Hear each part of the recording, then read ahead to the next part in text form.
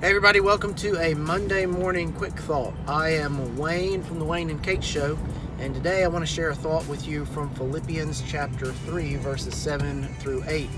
Paul is writing a letter to the church at Philippi, and in that letter he says in verse 7, "But everything that was a gain to me I've considered to be a loss because of Christ.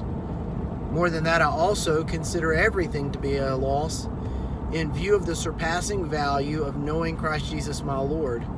Because of him I have lost all things and consider them to be dung, so that I may gain Christ." Now, you have to understand a little bit about Paul here. Paul has just finished elaborating on all of the things that he had before Christ.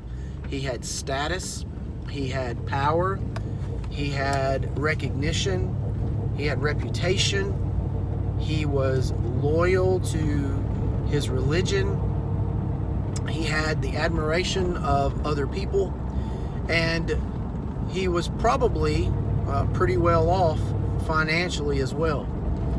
But the moment that Paul surrendered his life to Jesus, he lost all of those things.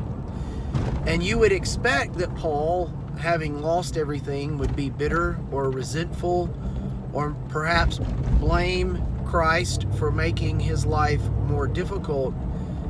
But instead, what you see is the exact opposite. Paul is claiming that all of that stuff that he lost is valueless in light of the great value that he has gotten from having a relationship with Jesus. He says that he considers all of those things to be as dung. Now, you and I know what dung is, and I'm sure you know the value of dung. It's really not good for much of anything unless you want to throw it out and use it for fertilizer or put it on the compost heap. It's trash. It's valueless.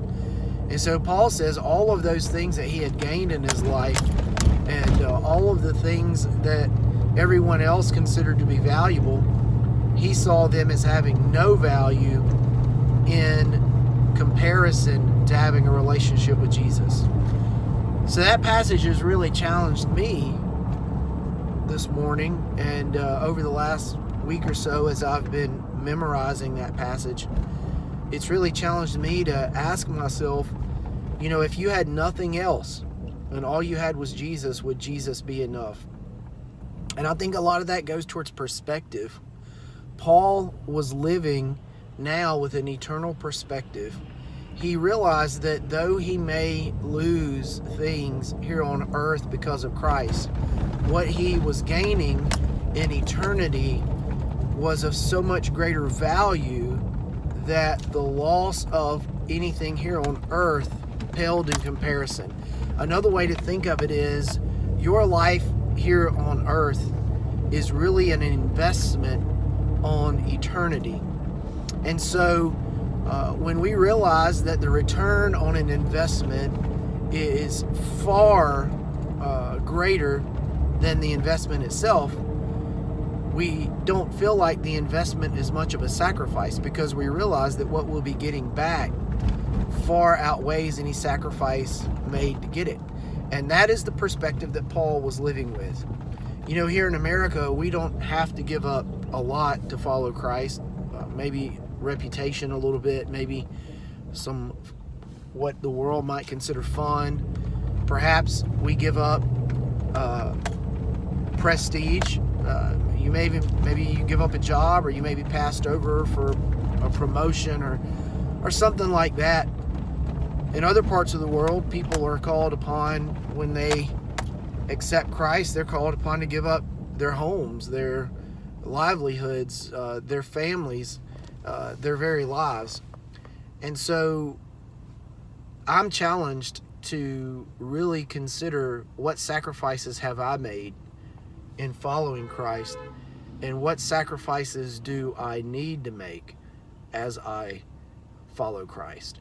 And I hope that challenges you as well to consider that everything that you have gained or everything that you have is a small investment to make in light of a relationship with the God of the universe, in light of eternal reward. And I hope that it inspires you to live a life of sacrifice and suffering for the cross. That is the message of the cross. The message of the cross is suffering for the greater good of others, for the cause of Jesus, so that we may gain an eternal reward. Hey, tune back in tomorrow. Katie's going to be sharing a quick thought with you. And if you have any comments or questions, you can leave those below. Please subscribe to our channel. Watch, like, share with as many people as you possibly can. And have a great day, a blessed day. This is Wayne. It's been good talking to you this morning. Have a good day.